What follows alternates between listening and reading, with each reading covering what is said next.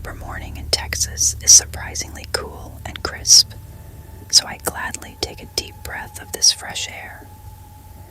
34 weeks pregnant, the belly is already big, and I can feel this pleasant, familiar burden that I've grown so attached to.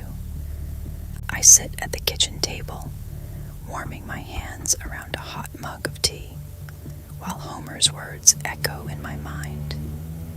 My husband constantly repeats that expecting our baby has only made me more beautiful, and his smile naturally appears on my face from these thoughts. Suddenly, everything inside clenches from a firm kick, as if my little girl has woken up and wants to remind me of her presence. It is so quiet and peaceful in the house, and from the nursery comes the faint smell of fresh wood from the newly assembled crib, mixed with the scent of clean, ironed baby clothes. We have prepared everything and are waiting for you so much, our Braxland sage. The tranquility is broken by a brief buzz of the phone on the table. It's another message from Taylor. Lately, her messages carry a strange, sticky clinginess. She literally interrogates me about every little detail of my health and well-being.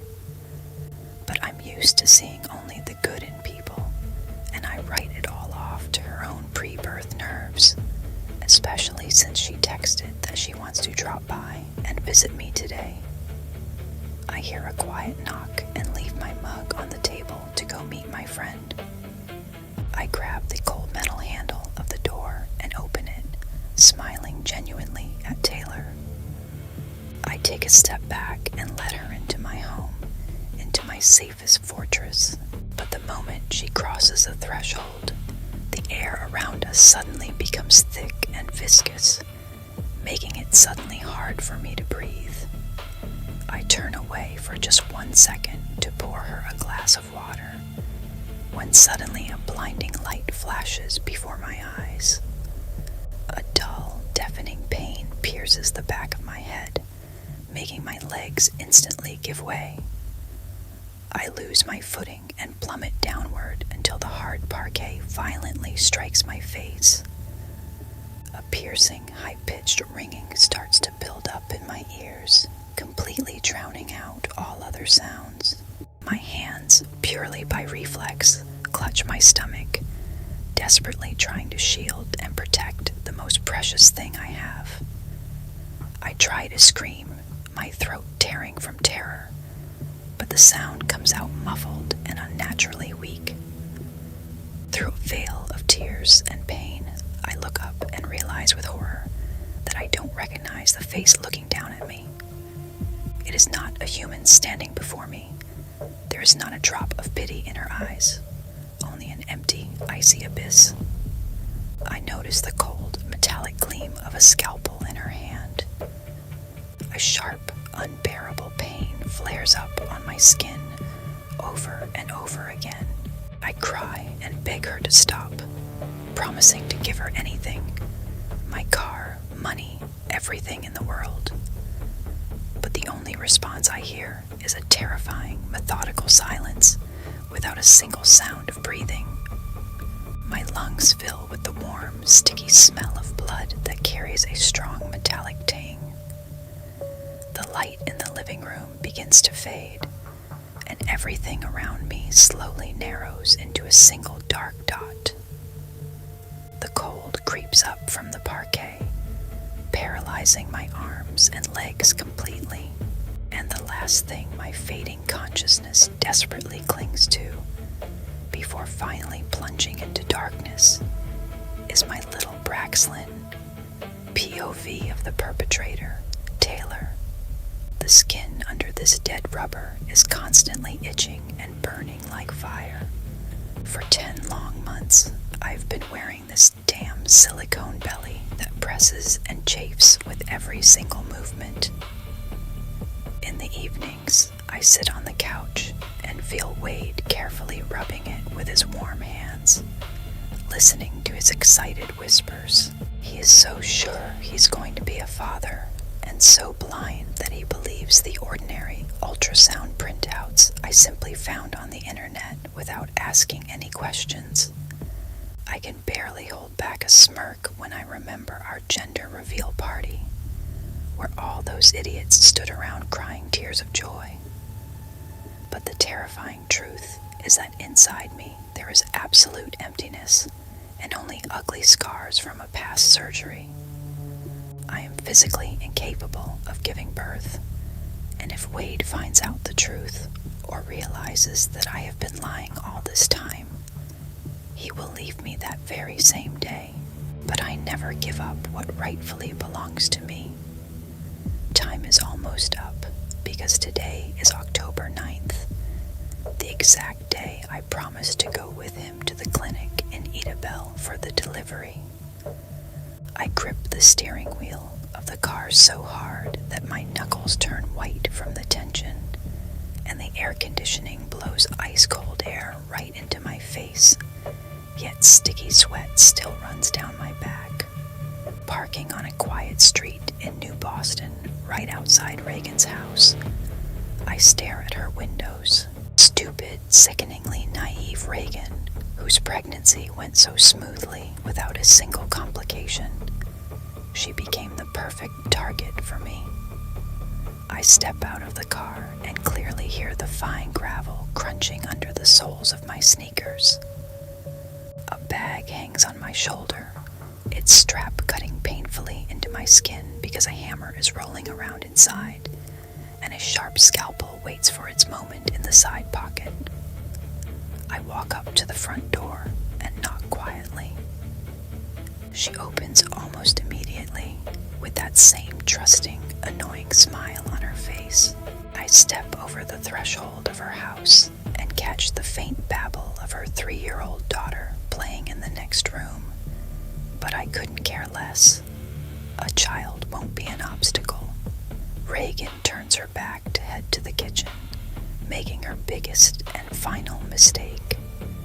My fingers quickly dive into the bag, and my palm tightly wraps around the rough handle of the hammer. I raise my arm, take a deep breath, and bring it down on the back of her head with all my might. A loud, wet thud echoes, and she collapses onto the hardwood floor. She begins to writhe, scream, and choke on her tears, begging for mercy. But this disgusting noise is only distracting me from thinking, and it needs to be eliminated immediately. I feel absolutely no pity for her, because to me she stopped being a human a long time ago. She is just a living shell, an incubator, a safe where my personal salvation is securely locked away. I pull out the scalpel, firmly grip the cold metal with my fingers, and act quickly, completely ignoring the fact that my hands are starting to slip from the blood. I don't notice the hot splatters flying into my face, while the thick smell of copper hits my nose, and the sleeves of my sweater are soaked through with warm, sticky fluid. And finally, I feel her warmth and pull out my long-awaited baby girl. I step outside, where the air feels incredibly sweet and fresh, leaving Reagan's mangled body behind on the blood-soaked parquet. I get behind the wheel and place my sticky red palms on the steering wheel, staining the smooth plastic, but inside everything is singing, and a ringing euphoria spreads through my veins, completely pushing out any fear. I beat them all. I fixed everything and saved my world. POV of the deceived boyfriend, Wade. October 9th was supposed to be the happiest day of my life. I sit at home, anxiously waiting for news, clearly hearing my own heart beating heavily. Memories resurface of how every evening I would press my ear to Taylor's belly, and how we listened together to the audio recordings from the hospital with that tiny heart beating so fast. I smile as I remember us arguing over the wallpaper color for the nursery, and how I bought those tiny white undershirts with immense pride. Today, Taylor was supposed to go to the clinic in Oklahoma, and then the silence of the empty house is suddenly pierced by a shrill phone call. A frantic voice on the line tells me that Taylor didn't make it and gave birth right on the side of the road on her way to the clinic. I run outside, jump behind the wheel, and floor the gas pedal, flying down the highway and breaking every conceivable rule. My fingers are treacherously trembling on the steering wheel out of wild excitement, because today I am becoming a father and will finally see my daughter. With screeching brakes, I park at the Idabel Clinic and literally burst into the bright, blinding light of the emergency room. My eyes frantically dart around the hallway searching for Taylor, but my path is blocked by solid figures in police uniforms. Their faces are absolutely stone cold, but for some reason, a terrifying, deep sorrow can be read in their eyes. A doctor gently takes me by the elbow and leads me away from the chaos of the hallway. His lips are moving. He is saying something, but the meaning reaches me incredibly slowly, as if I am deep underwater. The words hit me hard, like physical blows. My girlfriend was never pregnant. All this time she was wearing a silicone belly pad. Then the people in uniform calmly explain whose blood her clothes are soaked in and where the foreign child in her arms came from. But the most terrifying and devastating part, the baby girl is no longer breathing. In that second, I physically feel the floor fall out from under me, and absolutely everything inside my chest shatters. The air gets stuck in my throat like a lump, preventing me from taking a single breath. Everything I sincerely believed in, and everything I lived for this past year, turned out to be a monstrous, sick facade. For a whole year, I fell asleep gently hugging a ruthless monster and built life plans with a psychopath, blindly believing the cruelest lie in the world. POV of the doctor at the Idabel Hospital. The alarming lights of the ambulance paint the white walls of the room in a pulsing, aggressive red glare. On the gurney in front of me, a woman is thrashing in wild hysteria, screaming continuously and bursting into tears. All her clothes, from her shirt collar down to her jeans, are soaked through with thick, still fresh blood. The suffocating smell of this blood instantly fills the sterile room, completely overpowering the usual scent of alcohol and bleach. In the adjacent resuscitation room, my colleagues are fighting desperately for the life of a blue infant, but the tiny body is completely unresponsive to stimulation. She screams right in my face that she gave birth on the side of the road, while her fingers with blood-stained nails dig into my forearms. I silently put on my rubber gloves, knowing I need to immediately begin an examination to stop any postpartum hemorrhage. But as soon as I begin the examination, my hands instantly freeze in midair. In this noisy room filled with screams, a ringing, unbearable silence suddenly hangs heavy. I slowly look up and stare silently at the patrol detective by the door. An icy chill runs down my spine, and the hairs on my arms stand up from the realization. This woman definitely did not give birth. Not today, not yesterday, not any time in the recent past. It is an irrefutable medical fact. She physically doesn't have a uterus. The organ was completely removed. I look down at the blood covering her body in a thick layer, and with mountain horror, I realize this is someone else's blood. POV of the investigator. The radio on my shoulder suddenly erupts with a sharp burst of static, cutting through the silence of the cabin. An emergency call comes in from New Boston, and we immediately head to the given address to an ordinary private house on a quiet, well-kept street. But the moment I step over the threshold, my stomach painfully clenches into a nauseating knot. There is an unbearable, thick smell in the house that instantly takes my breath away. I walk into the center of the living room and see the mutilated body of a young woman on the parquet, Reagan Simmons-Hancock. I look at the aftermath of this madness, and my mind, hardened by years on the job, refuses to accept what it sees. Her skull has been literally crushed by blows, and dozens of deep stab wounds are visible on her body. But the most incomprehensible part, her abdomen is sliced open with a wide, terrifyingly neat incision, and the fetus inside is completely missing. Somewhere very close by, in the next room, her little 3-year-old daughter, who was here the whole time, is still crying continuously. In my head, the puzzle instantly comes together. That strange call from my colleagues in Oklahoma about a hysterical woman with a blood-soaked infant. This wasn't a domestic dispute or a random robbery. It was a cold, calculated operation aimed at stealing an unborn child. I've worked in homicide for many years and have seen a lot of brutality. But this living room radiates a kind of primal, utterly inhuman horror that chills you to the bone. I know for sure the image of this room will forever be imprinted in my memory and will stay with me until the end of my days. POV of the perpetrator in court.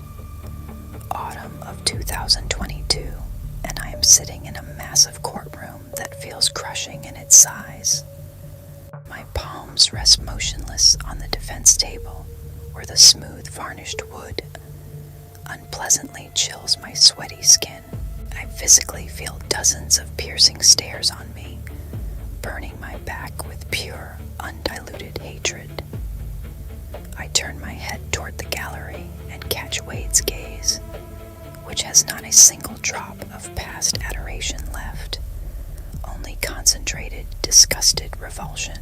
From the witness stand, I can hear the loud, agonizing sobs of Reagan's mother, whose voice breaks every time she recalls that pool of blood on the living room floor. And the district attorney just keeps talking, and his calm, sickeningly measured tone is driving me crazy.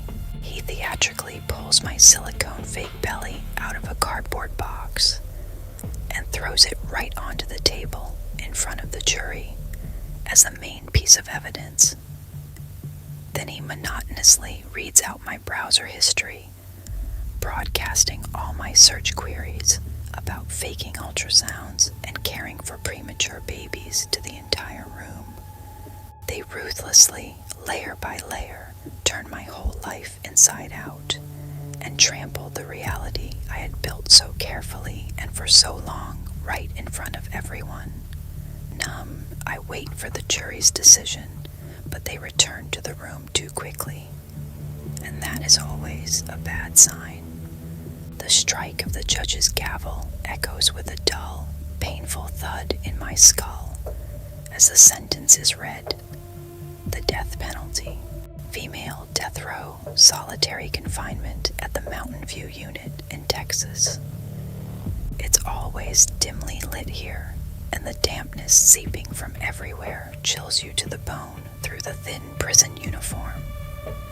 I lie on a narrow metal cot that digs harshly into my back, and for hours I listen to the continuous, monotonous hum of the ventilation, which makes my head throb. All I wanted was to keep my man, and I tried with all my might to save my family. And now I am slowly suffocating in this tiny concrete coffin, sitting in the dark and waiting for the day when a cold needle will forever pierce my vein.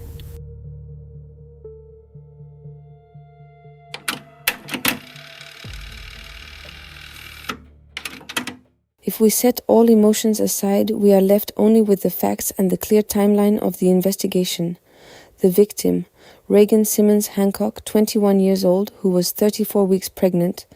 The perpetrator, Taylor Parker, 27 years old at the time of the crime. The date, October 9, 2020, city of New Boston, Texas.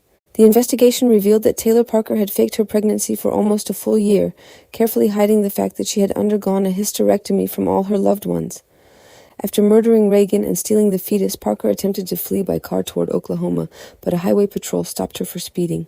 The kidnapped baby, named Braxlyn Sage, tragically passed away, and an emergency examination at the Idabel Hospital irrefutably proved that Parker was physically incapable of being pregnant. Shortly after, New Boston police discovered Reagan's body in her own home. In the autumn of 2022, a jury found Taylor Parker guilty of capital murder and kidnapping, sentencing her to death. She is currently held on death row in a Texas women's prison, awaiting the execution of her sentence. Take a deep breath and then exhale slowly and heavily to shake off this sticky, oppressive numbness. The story we've just immersed ourselves in is not a fictional script, but a documented reality forever frozen in archives. To prevent this chilling darkness from poisoning us from the inside, we must coldly dissect it and look into the most obscure, darkest corners of the human mind. Just think for a second, how can someone wear a fake pregnancy mask for 10 long months? How can you smile sweetly and genuinely at your pregnant friend, knowing exactly what you are about to do to her? In criminal psychology, the case of Taylor Parker is a terrifying example of absolute, concentrated emotional emptiness, representing an explosive mix of extreme narcissism and Machiavellianism. To such people, another human being simply does not exist as an individual entity. Therefore, Reagan was not a living girl to her, and Taylor felt absolutely none of her pain. In the eyes of the perpetrator, she was merely a biological container, a useful resource that needed to be ruthlessly sliced open for her own goal. The main motive for this nightmare was total control over her man, and the fear of losing power and the threat of inevitable exposure forced her to build a colossal, unbreakable illusion. Special attention must be paid to the terrifying methodical nature of it all. Hundreds of days of continuous planning, meticulous searches for realistic fake bellies, and the scrupulous forgery of medical records. At the moment of the fatal hammer blow, Taylor was not in a state of passion. Her mind remained crystal clear, and she was absolutely fully aware of her every step and every swing of the scalpel. It is this very awareness that makes this story more terrifying than anything else. On our channel, we often assemble tiny cozy room boxes with our own hands, meticulously gluing tiny wallpaper and carefully placing miniature wooden cribs to create our own safe miniature world. But the case of Taylor Parker serves as a chilling reminder that the most dangerous illusions are not built from cardboard and glue, but from years of lies and destroyed lives. Our main goal is to completely de-romanticize crime. Taylor was not a broken or unfortunate victim of circumstances. She was a cold-blooded egoist whose pride sent two completely innocent people to their graves and landed herself to rot on death row. Listen to your intuition. If you're near someone and suddenly feel a wave of lies and dangerous coldness emanating from them, trust me, you are not imagining it. This was the Victim Path Project, where we descend to the very bottom of human darkness, only to learn how to truly see and appreciate the light. If this analysis resonated somewhere inside you, support our work and leave the secret word silicone in the comments, so we can recognize those who truly walked this dark path with us to the very end. Take care of yourself and your loved ones, and until we meet again.